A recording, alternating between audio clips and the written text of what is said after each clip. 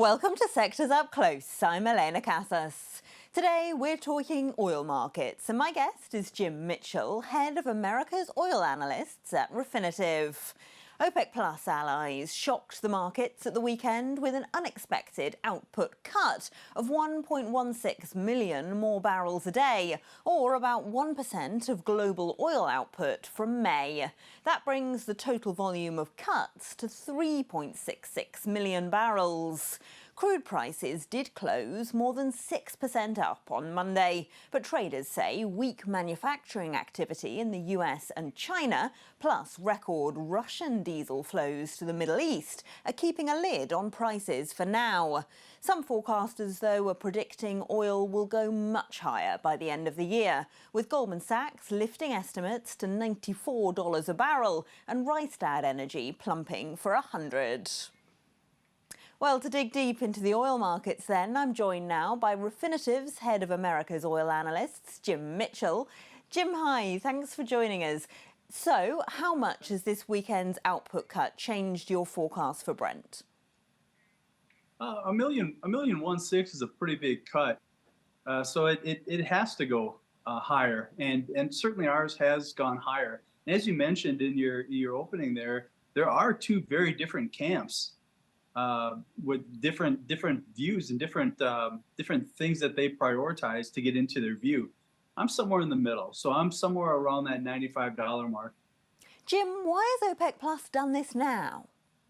I think there's a couple of pretty big macro things happening.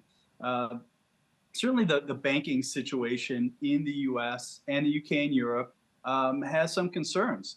And I'm certainly not a banking expert, but when you look at what happened in the past, we don't have two bank failures when we have a string of bank failures. We have a bunch more.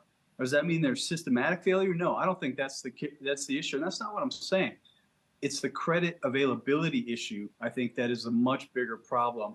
And the camp that says that this cut reflects a view of lesser demand, that's what they're citing. The camp that says it's going to go a lot higher because of these cuts, they're citing the fact that China's economy is growing, and it is. What factors in the oil markets, though, have led the OPEC Plus grouping to do this? Do they have more power to control the price than they did a couple of years ago? Yeah, great question. And there's a lot of that discussion happening in the oil business.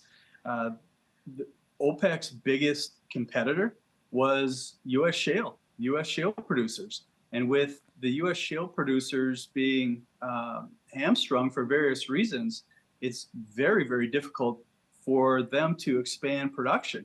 The production increases that we've seen in the last about year and a half have really come from the fact that we had a lot of drilled uncompleted wells, DUCs.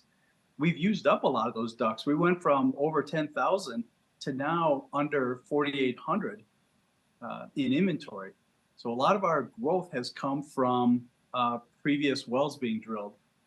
They're not drilling wells at that same pace anymore. This is going to play out quite differently, isn't it, with the price in the US and in Europe? So if we talk about Europe first, where, of course, refiners are still trying to move themselves away from reliance on Russian supply, how is that going to play out on this side of the Atlantic? Yeah, so a lot of interesting things. Also work into the thought process here that WTI is going to start being in the Brent calculation. There are ships waiting to be delivered into the Brent contract. So the interaction between the Northwest Europe refining system and especially the Gulf of Mexico refining system are getting much, much tighter. Are you expecting the price of WTI then to trade much closer to the level of Brent? I believe it's going to trade at the arbitrage value, which it is right now. And you can think about that as basically the cost of getting WTI from West Texas, which is about 500 miles off the shore, to the shore, get it on a boat, get it over to Northwest Europe, and get it into their refining system. And right now, that value is somewhere in the $4.75 range. And that's about where Brent is over WTI. The flip side, Jim, of Europe moving away, of course, from Russian oil is that oil at discounted black market rates is now going to China and the Middle East. What impact is that having on the global price of crude? Well, there's a lot of interesting stuff involved with that as well. For example, India's economy is booming now because they're getting cheap oil. So all the sectors beyond the energy sector are all booming because they're getting relatively cheap energy. Last question, Jim. I am going to try and hold you to a number forecast. Are we going to 100 by the end of the year for Brent? I would not be surprised to see 100. I don't think we're going to spend any time there or any considerable time there. Thanks so much for joining us, Jim Mitchell of Refinitiv. Well, that's our roundup of the oil markets. I'm Elena Casas, and this is Reuters.